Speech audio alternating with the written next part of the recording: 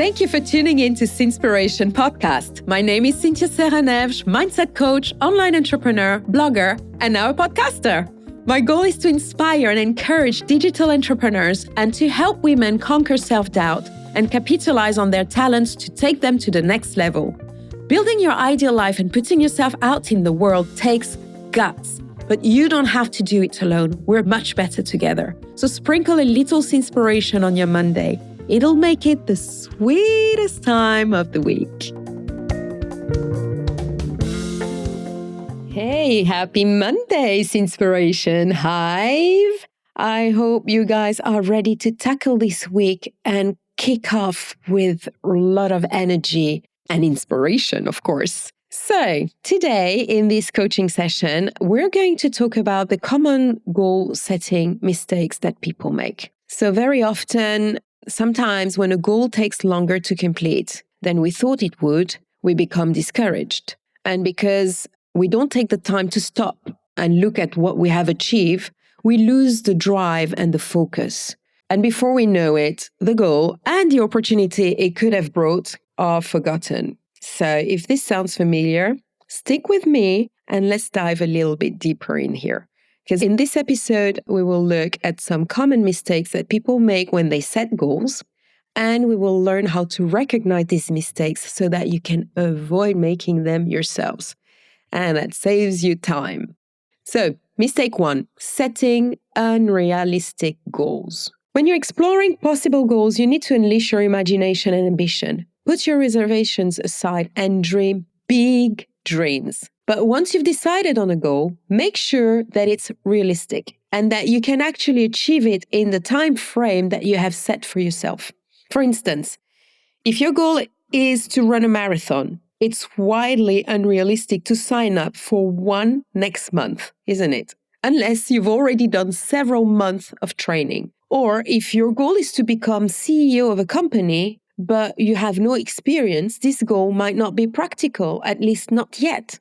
So, to set realistic goals, you will use some strategies to make sure that your goals are specific, measurable, attainable, relevant, and time-bound.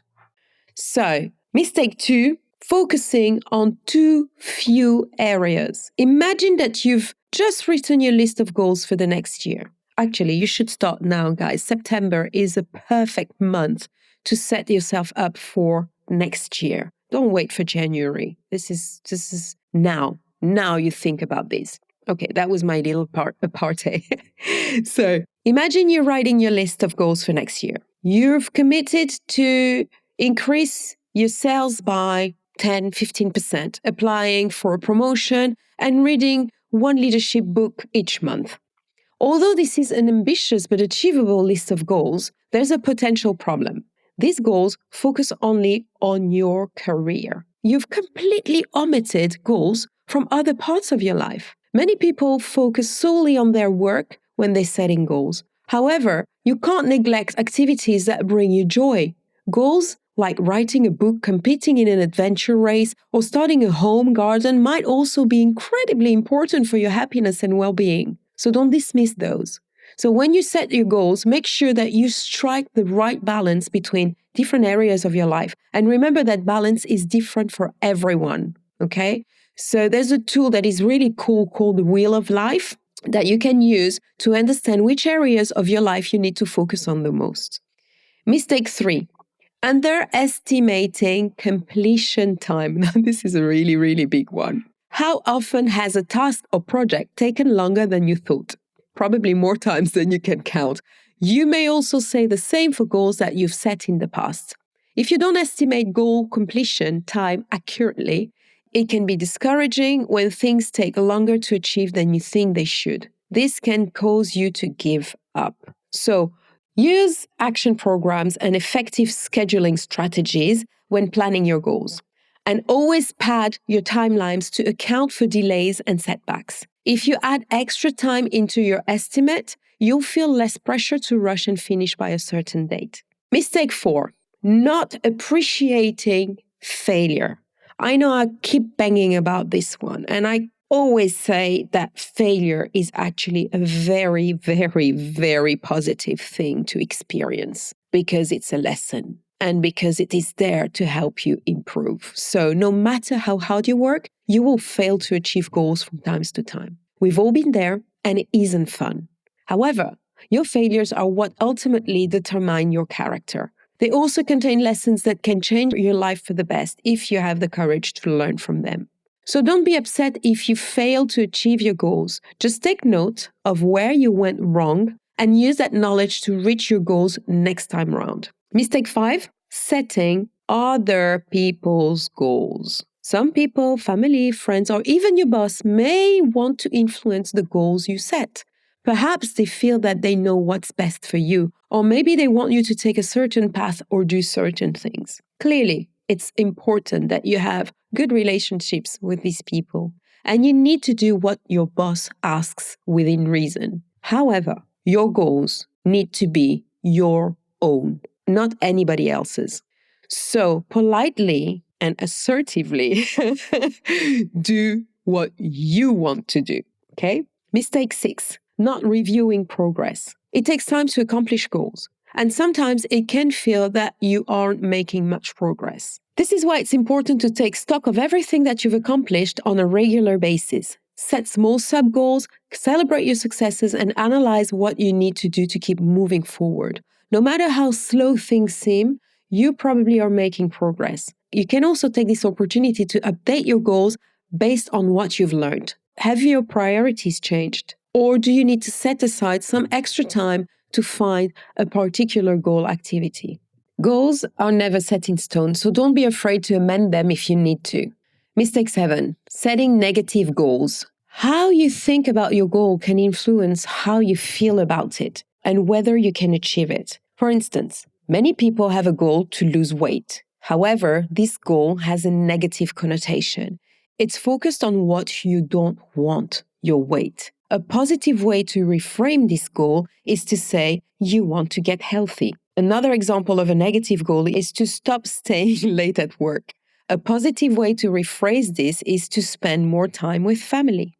Negative goals are emotionally unattractive, which makes it hard to focus on them. Reframe any negative goals so that they sound positive. You may be surprised by the difference this makes. Give it a go. Mistake 8, setting too many goals. Like that list of things to do that is as long as your arm, it's an absolute no-no.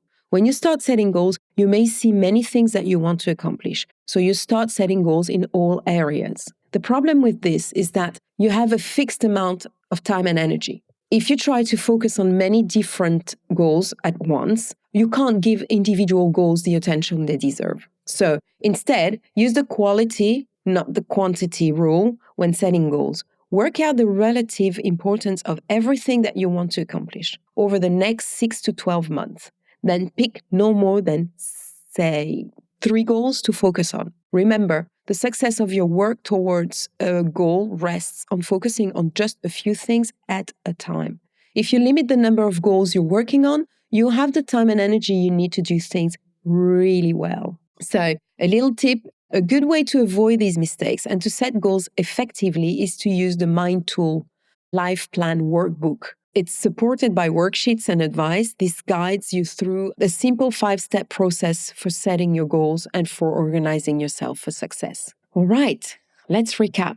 Living a life without setting goals is like sailing a ship without having planned a course.